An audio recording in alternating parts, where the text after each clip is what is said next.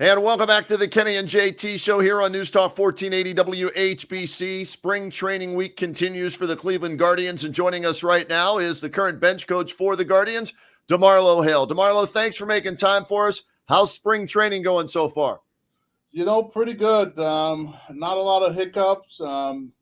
Today was a cold, rainy, very windy day. We made some adjustments, but those are things that you do when you start spring because you're thinking of a lot of things to make sure that the players are, progressing in the right direction. Weather like that, you could have stayed in Northeast Ohio for spring ball. Well, I don't know if it's this windy, but we made some adjustments, but things are going good, and we're starting to kind of plan for another 2 days, starting Saturday, the games kick off. So, things really start to speed up a little bit from there. I want to ask you about attention to detail with such a young team. I mean, is there anything you can think of that we may have forgotten to go over because they're so young? No, we have a staff meeting every morning to kind of go over what we're doing. Usually Tito will share some things to really kind of we want to focus on. Carla share some things about pitching, Sarby, the different departments that these drills may be detailed to.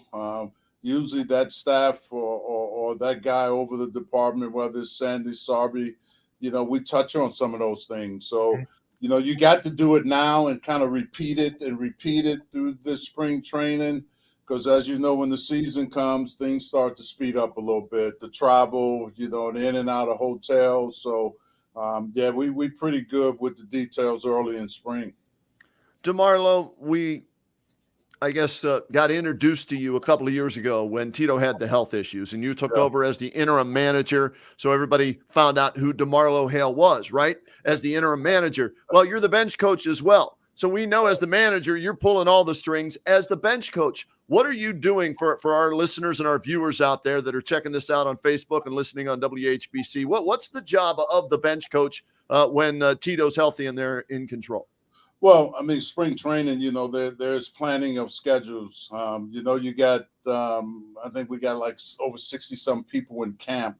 There's the different departments that you're dealing with, whether strength and conditioning, medical, IT, analytics, you're trying to pull all them together within a schedule that's going to help players through spring training. That's one thing. As you get into games, you're looking at the games, you're evaluating players, you're trying to figure out who fits where and strategy wise, who can fit this role.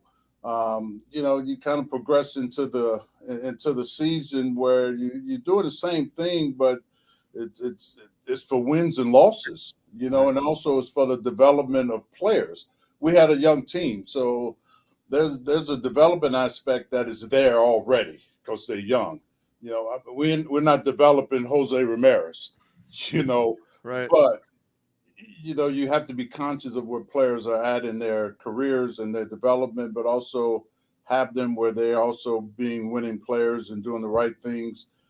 How are we going to play the game and what is our strengths, and try to keep that pushing forward. So, I mean, there's a number of things. But you kind of get the gist. DeMarlo, every year we see a different roster, so to speak. A couple of different guys will break in, a couple of different guys maybe leave. Yeah. As far as the coaching staff is concerned, how important is it for you to make sure you mentioned these guys, Sarby, Sandy, Chris Valleca now again a second year. How important is it for you to make sure that staff stays intact?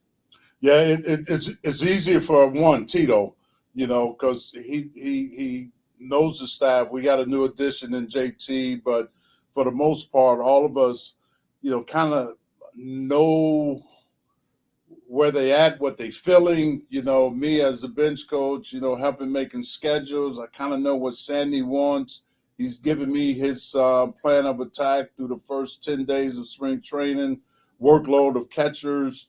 Valleca, whether it's staff BP, live BP, drills in the cage, we all got plans, progression plans to start a spring training. So it is very easy to work with people that you have worked with before, and you kind of know where they at and what they're trying to get accomplished.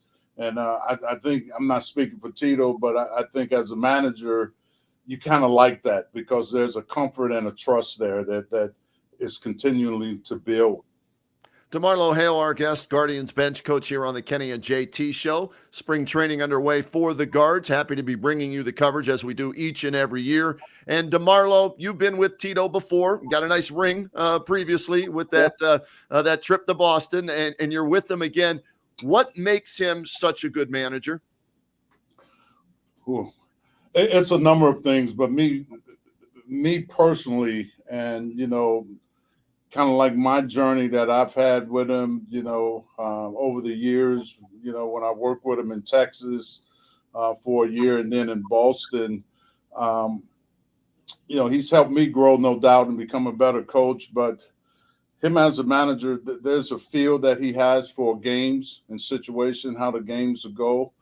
I think also what people probably doesn't see because it's behind the scenes, how he allows his coaches to become better coaches. He want to hear your thoughts and your opinions, of what you see and maybe the research you've done.